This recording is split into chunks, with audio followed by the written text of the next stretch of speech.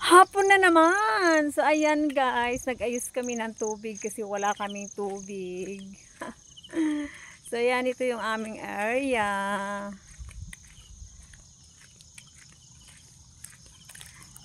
So, ayan, ito yung aming source of water. So, this one, the pipes, the black pipes.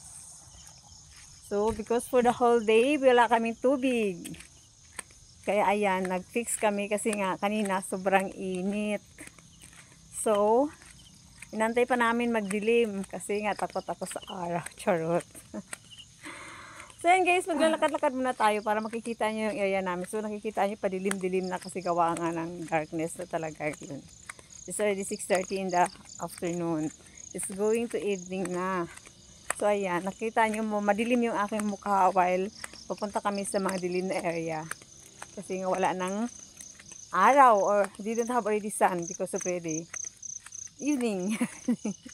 So yan guys, ayan o. Kita mo yung pipes na yan. Yan yung aming source of water from the mountain. So I don't know how many kilometers is one. This is very far from the mountain going up there. So ayan, ito nga. Ayan, magkukwentuhan na lang tayo habang naglalakad. So ito yung aking kasama, ang aking bodyguard. kasi takot ako maglakad, ako lang mag-isa. So ayan. Tapos may kasama kaming 2 dogs. Always with us. Every time where I were to go. English yan, charot. Every time I were to go. So this is the mountain. So ayan, nakikita mo yung aming pinagdadaanan.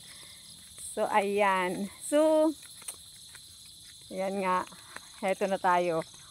Malayo-layo na rin yung bahay namin. So ilang minute na ba yung minutes na lakad? Kasi pabalik na kami guys eh. Pabalik na kami. Hindi na kami pa.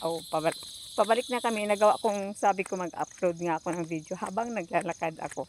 So ayan. Kasi ayan nga. Para naman meron ako may upload char. So ayan. So nakita nyo yung area. Ayan o. No more sun already. Diba? So as you can see. Ayan o, pababa yan guys, pababa. Mataas to. Mataas yung aming pinaglalakaran. So, ayan. So, ayan, ito lang, 2 minutes lang to. So, thank you so much for watching and bye-bye. I love you all. Don't forget to subscribe my channel. Don't forget to click the bell button. And, yan lang. Thank you so much. Bye-bye.